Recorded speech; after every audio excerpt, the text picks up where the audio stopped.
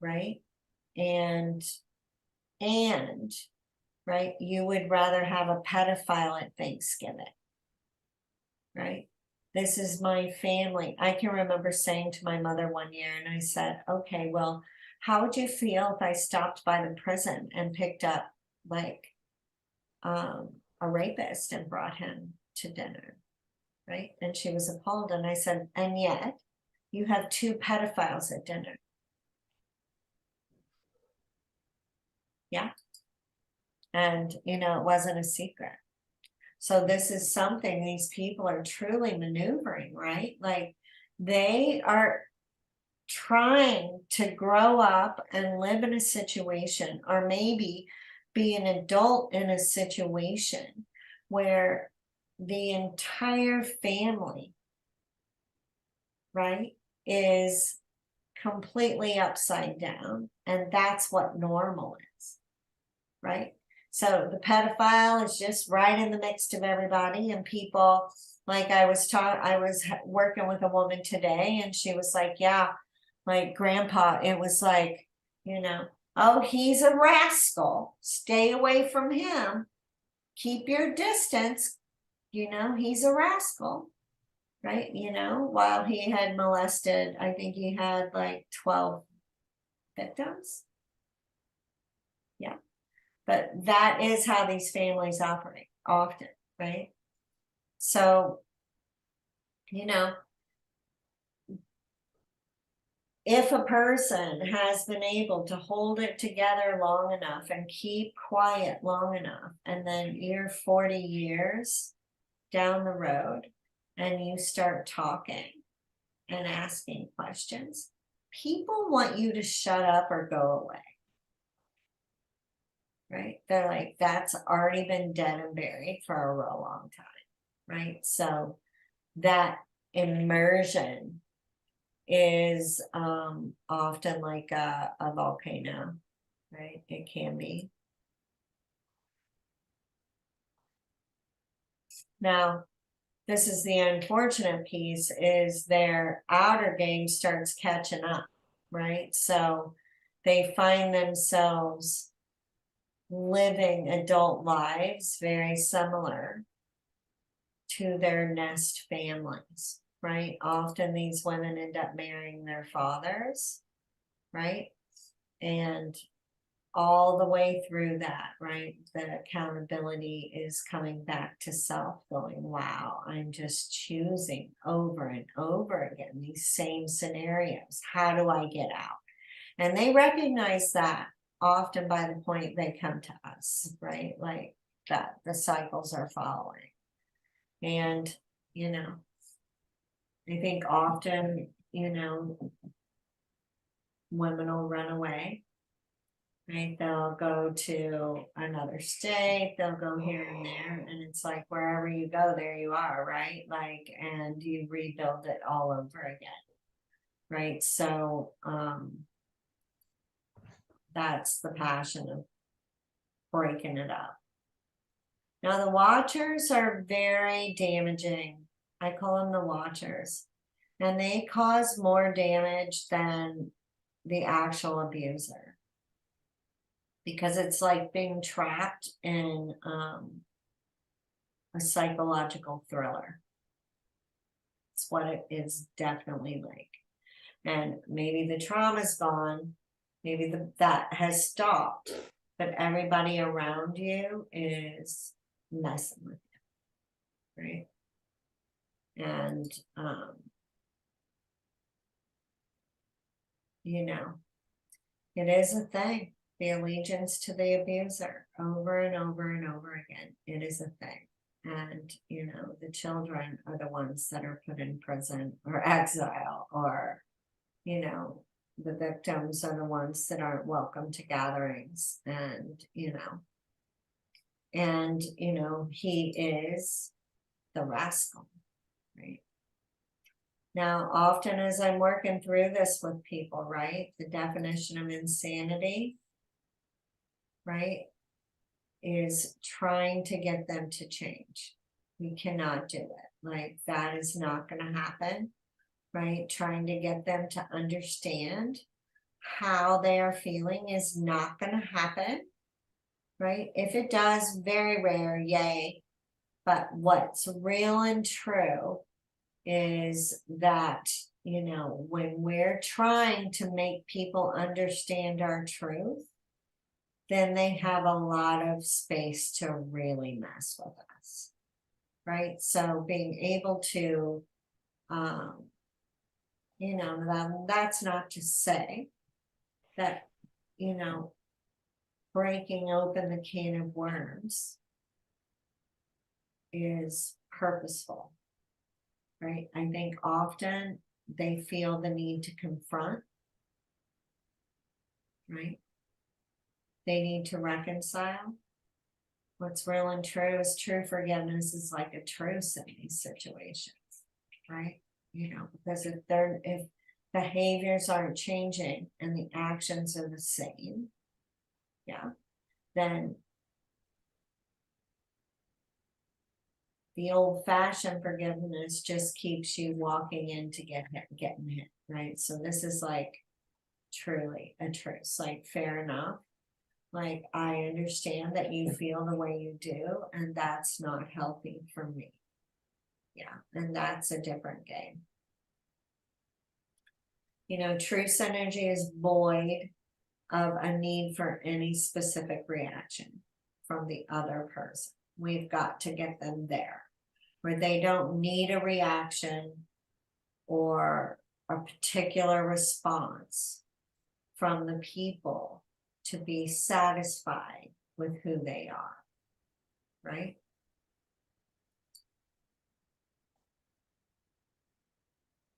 Now, the idea of confrontation, like over and over again, like, you know, firstly, if you're going to walk up to a grown man and say, I think you molested me when I was 3, he is not going to say yes. Like, that is like the worst crime, right? To molest your children. I think it would be very, very, very, very, very rare that he's going to say, yes, I did that, right? So when we're walking in trying to get this abuser with sexual trauma, now my dad admitted to everything else, right? When I was in my 20s. Then he admitted to that when he was dying, right? Like, you're not going to say out loud to the world that you're a pedophile. You'll say, yeah, I robbed a bank. Yeah, I did this, I did that. But that's, you know, a super taboo thing to own up to, right? And often people come in and that's what they want, right? So bringing an understanding to expectation, right? And getting them to a point where they are comfortable to share their story no matter what he does or how he responds is our goal through this, right? Now there's another thing, right? You know, the I'm sorry. And in abusive situations, these situations, like there's the whole, oh, I'm sorry, I didn't know, I can't believe that happened. Then it happens again the next day, right? Or I'm sorry, yeah, like, of course we wouldn't have Uncle Joe at Thanksgiving and you arrive and he's there, right? So that space of the I'm sorry's and them searching for I'm sorry's is a very redundant space. We really want to see action change, right? So, you know, be like, okay, if we create a plan, right? If the plan is not upheld by all parties, right? Then I'm sorry doesn't matter, right? Because these people have encountered this over and over, right? So again, this energy of truth. So I traveled the world and back trying to understand how to claim forgiveness or acquire it. And what that actually meant. And I love, the simplicity of turning the other cheek, because like if you're doing that with a child, turning the other cheek, right, they're going to walk off in a new and different direction, right? It's easy to redirect a child, and where attention goes, energy flows, right? So in this place, we are coming to the point where there is no need, right?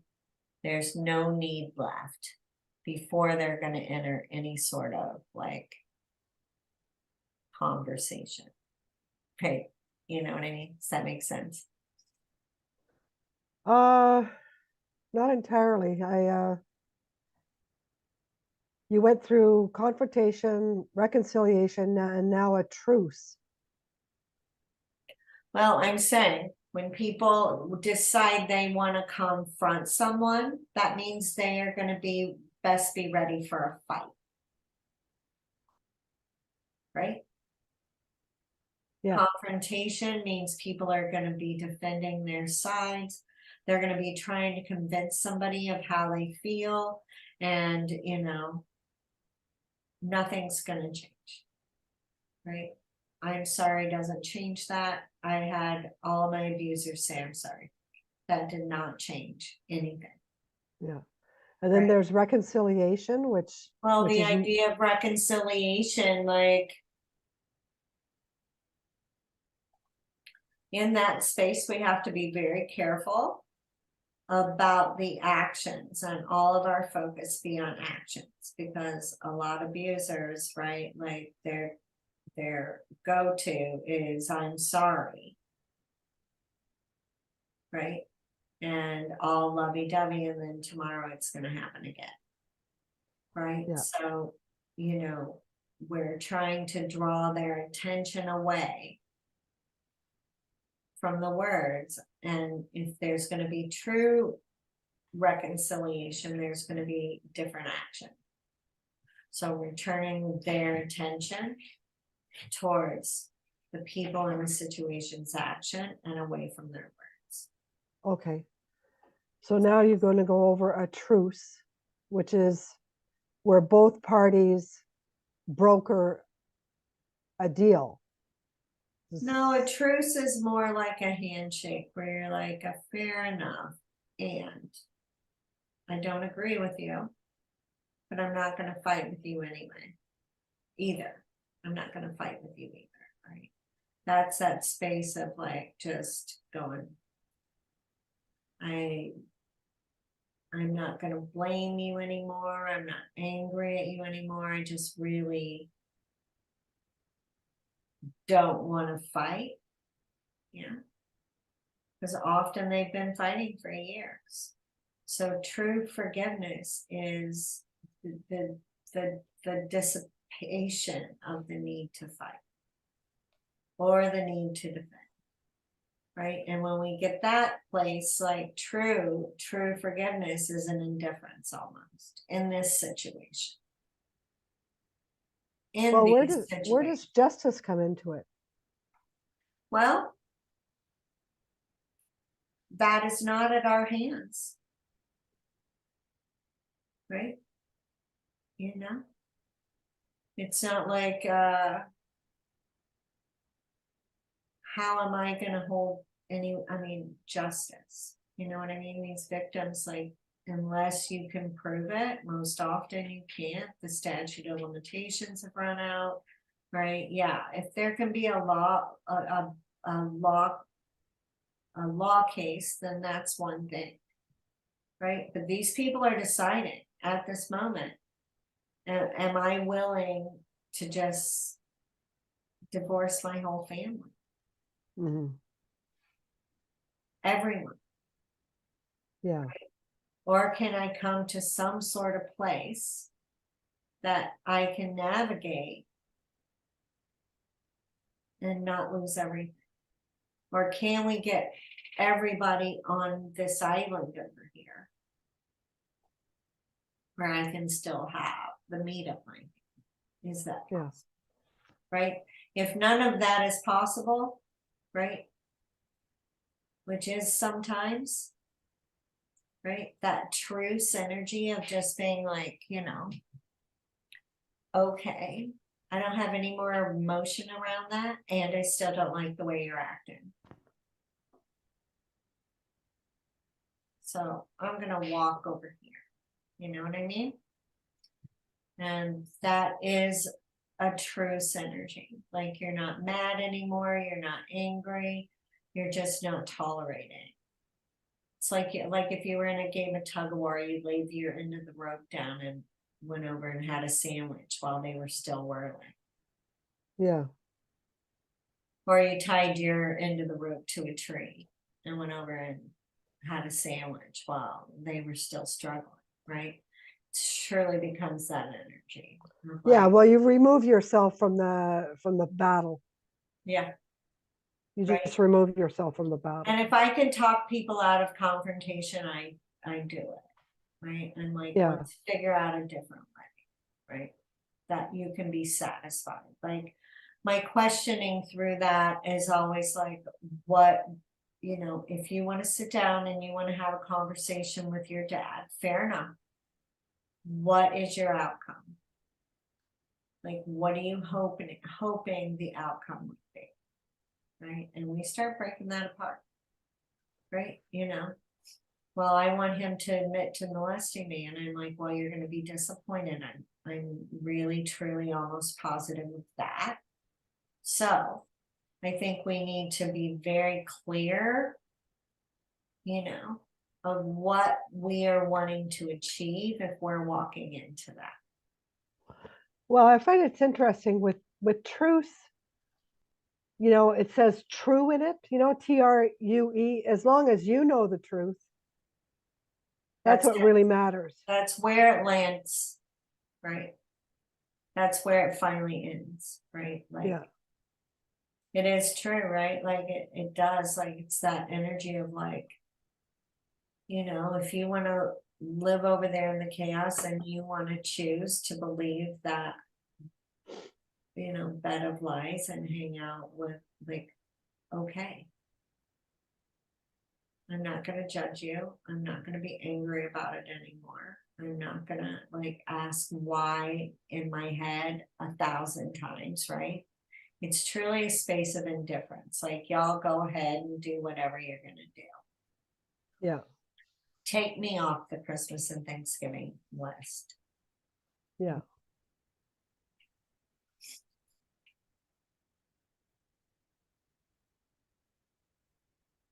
Yeah. So truly, like, before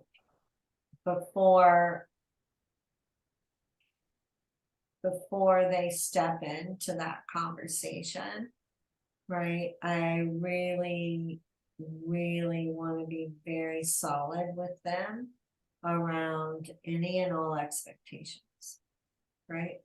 And I want them to have their words honed in to nouns and verbs,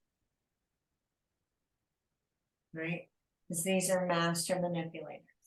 So if somebody goes in there with feeling words and they're going in with a bunch of adjectives and I feel this and you made me feel that, like they're gonna be completely turned upside down and inside out.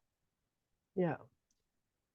Right. So this truce is about the client having a huge reduction in their intensity to the reactions of their thing. Right. Truly, that's what we're going for, is that, right? Those emotional responses and those reactions, are dropped in intensity so that they can be clear and have clear outcomes, right, for these interactions, right? So going into Christmas, like, I've been really guiding people, make sure that you know how you feel before you walk in that door, right? Because they all feel the same, and that's very sticky. It's very sticky energy, right? When we walk back into that nest, to be aware to not fall back into those old roles, right? Then everybody's seeing exactly what they expect to see, right? So being very clear of what they feel like before they go in and being in an authority of them, right, gives them, you know, some power in that situation, right?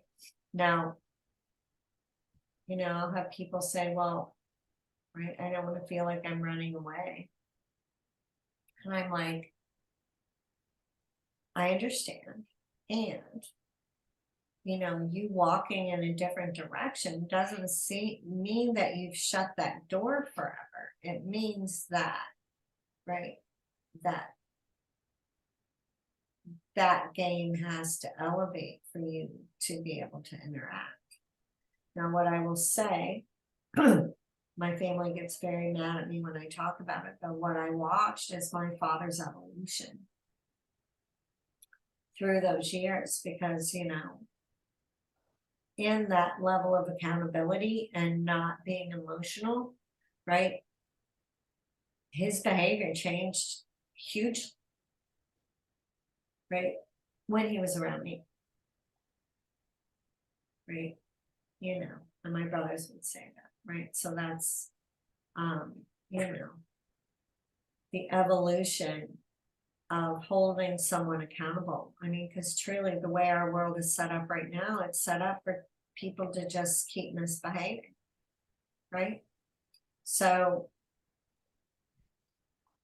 in this, working with an adult coming through childhood trauma, like, there is no normal for them to go back to, right? There's no recognition of what life was like before, most often, right?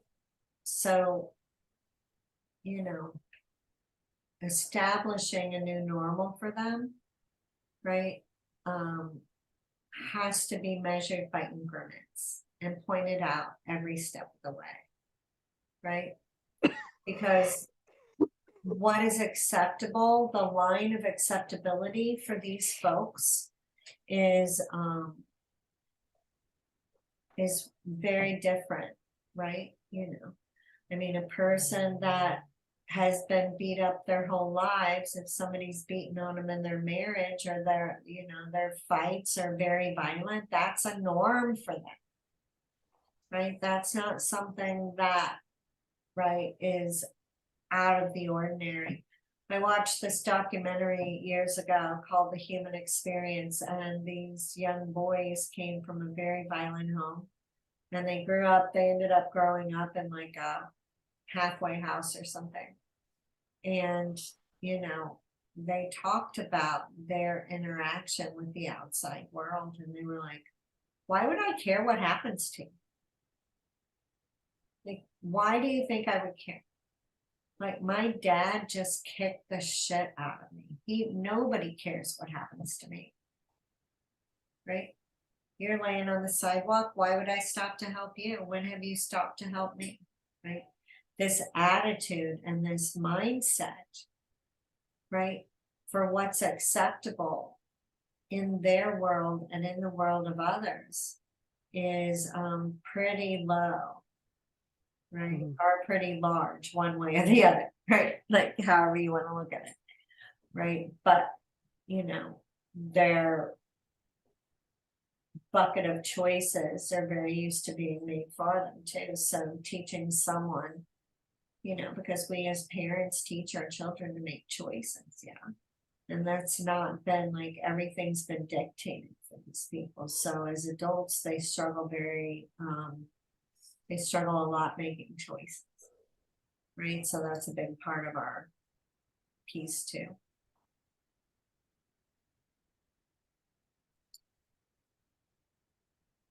Good stuff. Yeah. How's that feel?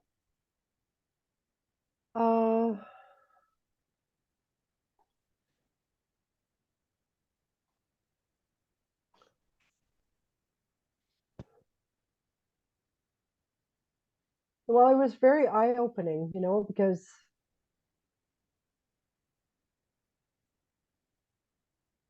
You know, we flew over a lot of stuff. You know, but we had a chance to dip into to different things. I think this is really important. Really important. I think it is if we're gonna be working with people, because I think that, you know, being able to see through their eyes from a different perspective is important to be able to truly help them get out of it. Yeah. And also, what I was thinking was the minimization of sexual abuse is so prevalent. You know, it's, Especially for children. oh, yeah, because it's like, well, you know, she wasn't penetrated, so it couldn't have been that bad. Oh, yeah. They don't even want to call it, you know, sexual violation. Yeah. Yeah. That's a huge. Yeah. And, you Yeah. know, we have to recognize in our country as well that, like, you know, there's only been, like, since the 80s that there's been any sort of child care acts or anything in our country. Right? There's been no protection for children until the 80s. That's not been that long ago. Right? Yeah. Here in the United States, the Humane Society tried the first child abuse case. So Yeah. there was an organization set up in the 1800s for animals that have been abused, but no children. Yeah. Right? And, you know, and we have to also, you know, as far as the underbelly, recognize that, you know, that idea of Mormonism and, you know, that populating the earth, that hasn't been that long ago either. Right? That it was Yeah. acceptable. I mean, because when you think about, like, you know, from way back, like the Jewish culture, they're always marrying children. You know, so it is interesting how